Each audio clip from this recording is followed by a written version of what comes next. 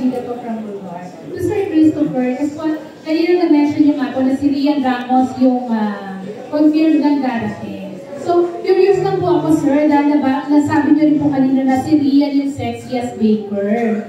Sinabi yan 5 beses na since 2 weeks 5 ago. times. Sorry, si Mrs. Tagabantay.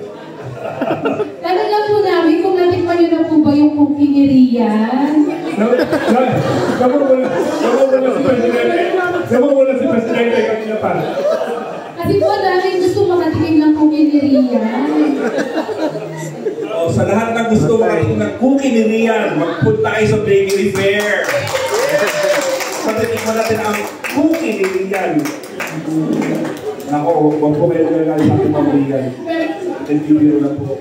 Ito po, sir, kasi sabi niyo din kanina, di ba, through this bakery fair, kailangan yung naka-hairnet, naka-gear, di ba po? So, I just wanna know your take po dun sa pag-bake ni Rian na naka-bikini and walang hairnet.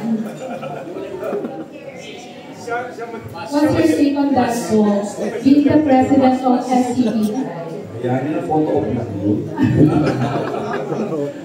Pero pag punta po niya dito at magde-demo siya, nakabikini din po ba si Rian?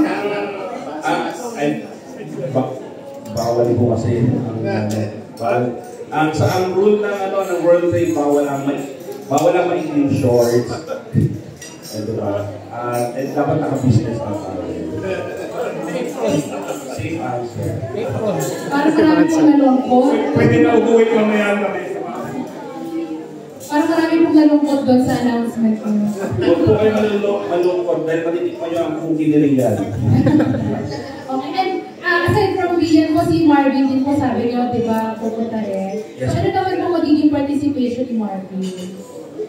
Marvin will go around and also magpapa-interview siya, hoping niya. Kasi si Marvin kasi talaga into baking, also into business talaga. Then maybe we can invite him also to have a talk. So pagka may, kasi honestly, we want Marvin to do a demo also. But ang problema, sobrang dami nating international master bakers and chef. Punong-puno yung natin. Punong-puno ang schedule talaga natin.